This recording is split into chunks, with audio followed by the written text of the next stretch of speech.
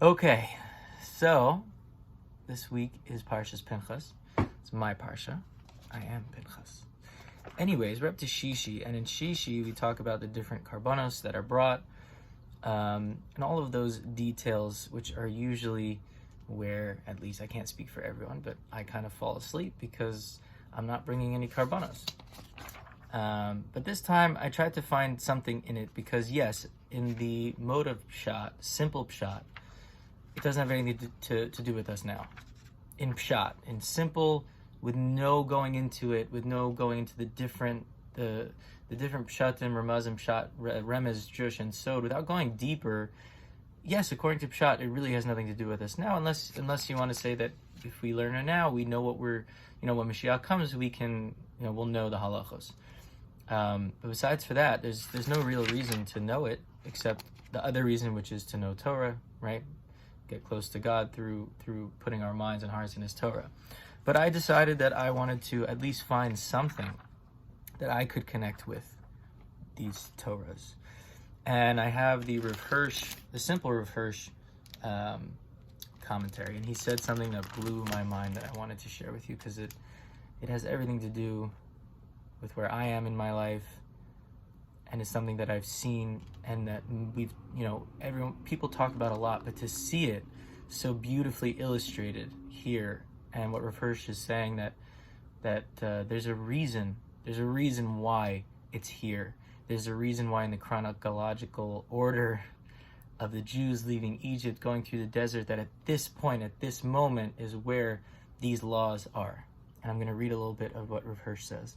The chapters that deal with the communal offerings represent, in the true sense, the conclusion of the actual code of laws. So this, about the offerings, this is the last part of the laws that we keep. These offerings are discussed only in the book of Wanderings Through the Wilderness. Indeed, only at the end of that book, because it required the experience of 40 years in the wilderness to make us aware of ourselves as a nation and to make us feel the need for constant reminders of our relationship to God, and for the attitudes and resolves on our part that this relationship demands of us. And that blew me away, because in simple terms, what Rav Hirsch was saying, we know that the 40 years in the desert were the opposite of easy. They were struggles, spiritually, emotionally, mentally.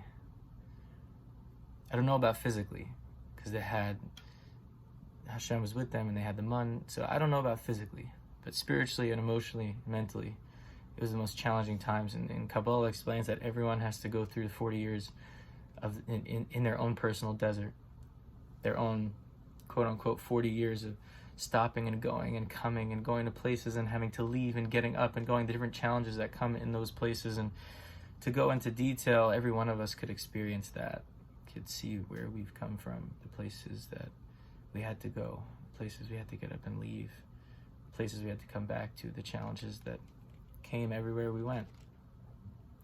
But he said that only after, Rav Hirsch is explaining that the reason why Hashem did it this way, to put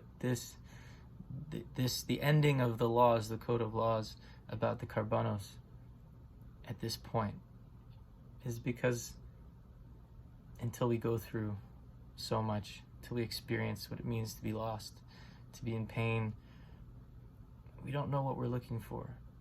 After we've gone through a lot, we realize who we are, like he says here, because it requires the experience of 40 years in the wilderness, i.e. struggle, challenge, pain, confusion, making hard choices, going through fire and water, to make us aware of ourselves, of who we are and what we want. And at that point, we start to realize that what we want is a real relationship to God, a real relationship to ourselves, a deeper meaning in life, something real, something honest and authentic. And when that's wanted and desired, and we know it's necessary, that gives us the resolve and the decision to do the hard, challenging things that will keep our relationships, that will continue to bring us more clarity, more peace, so we can live in a real, authentic way. Because until we want that, why would we work hard? And obviously we know that prayer is our substitute. for karbanos. Karbanos weren't just that you killed an animal and put it on the altar.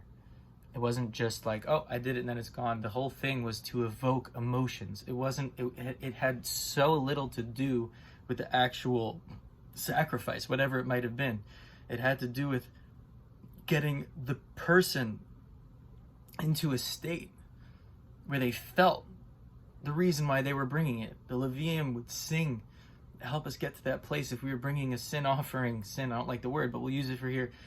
The whole thing was to get the person to feel sorry, to feel regret, to feel that he wants to continue the relationship, to get further. If it was a toda, if it was a gratitude offering, the whole process was to get the person to actually feel gratitude. So too with prayer. Prayer is not meant to be said without any emotions, although sometimes that's just how it goes. But the point of it is that it helps us go deep inside ourselves.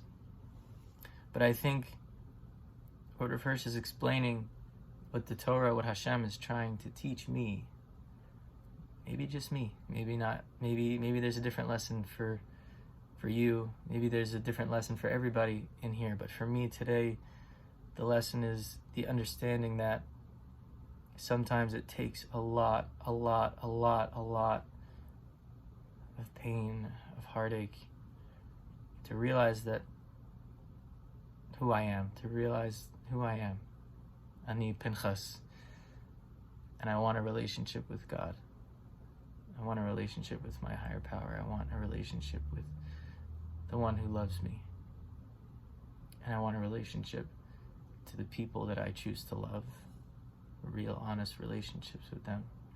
And I want a relationship with myself, to treat myself like the beautiful human that I am, and to give myself the love that I need when I need it, and to push myself when I need to push. And I hope that this resonates with me, so I'm sure it'll resonate with you. And you are beautiful.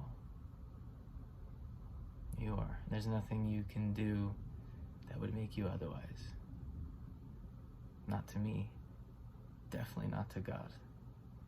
Not to Hashem, not to your Father, not to the Ein Sof, the creator of the universe, who recreates you every second. Because he loves us. The Torah, there's a Torah that says that we know that Hashem recreates us every second, keeps blowing life into us. If he didn't want me here, then I wouldn't be here, because he just would stop creating me. And this idea that Hashem is some kind of out to get me, it's a childish view that will fade when we seek and we search. It'll fade, and it'll come to the realization of the infinite love that God has for us. And maybe that's why sometimes he gives us 40 years in a desert, so that we can have a relationship. It doesn't always seem fair. When we're in the desert, it really doesn't seem fair, and it's not supposed to. When we're in the desert, there's nothing but the desert. It's miserable, it's painful, it feels like death oftentimes. And when we're in the desert, we can't see outside the desert. But that's okay too, because we will get out. We will wander out. Because the point of it all, God didn't create us to wander in the desert for no reason. The point of it all is that we come out into our lives, into who we are. Have a beautiful Shabbos. You are totally worth everything.